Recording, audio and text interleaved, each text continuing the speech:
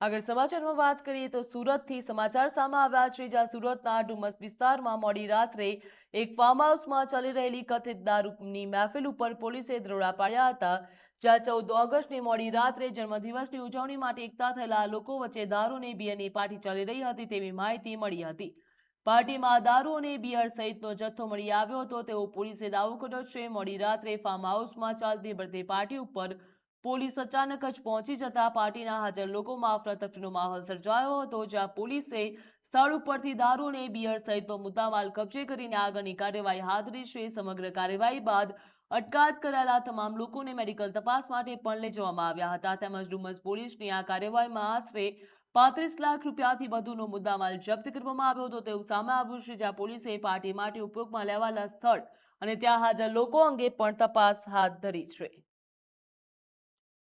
અંતર્ગત Dumas police સ્ટેશનનો staff ગતરોજ પેટ્રોલિંગમાં હતો અને બાતમી મેળવવાનો પ્રયત્ન કરેલ તે દરમિયાન અહીં હેડ કોન્સ્ટેબલને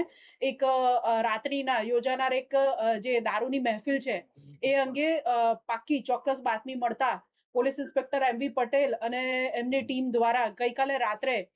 સુલતાનાબાદ ખાતે આવેલા બાપુજીની વાડી જે ફાર્મ હાઉસ છે ત્યાં ગાડી રેડ કરવામાં આવેલ છે અને રેડ દરમિયાન કુલ 22 વ્યક્તિઓ દારૂની મહેફિલ કરતા પકડાઈ આવેલ છે। જે પ્રાથમિક પૂછપરછ દરમિયાન જણાઈ આવેલ છે કે આ લોકો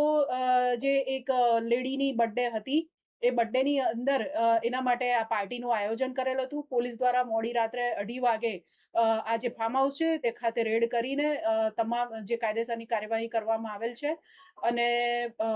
જે પ્રોહિબિશન એક્ટ છે એની સંબંધિત કલમો હેઠળ ગુનો દાખલ કરીને આગળની કાર્યવાહી કરેલ છે। આ કામે જે મુદ્દામાલ પોલીસ દ્વારા જપ્ત કરવામાં આવેલ છે તેની વિગત જોઈએ તો સ્થળ ઉપરથી રેડ કરતા એક વિસ્કીની બોટલ પેક તથા અન્ય અલગ અલગ પ્રકારના દારૂ જે છે એની 5 અર્ધભરેલ બોટલ તથા બિયરના ટીન અને સોફ્ટ ડ્રિંક્સની બોટલ વગેરે મળી આવેલ હતું। એ ઉપરાંત કુલ પોલીસ દ્વારા 9 જે 4 વ્હીલર ગાડી છે જેની કિંમત અંદાજે 98 લાખ હાલ આંકવામાં આવેલ છે, 24 નંગ મોબાઈલ જેની કિંમત 6,67,000 જેટલી ગણી શકાય એમ મળી કુલ 1,04,67,000 જેટલો મુદ્દામાલ પોલીસ દ્વારા આ કામે હાલ પોલીસ સ્ટેશન ખાતે મુદ્દામાલમાં જમા લેવામાં આવેલ છે।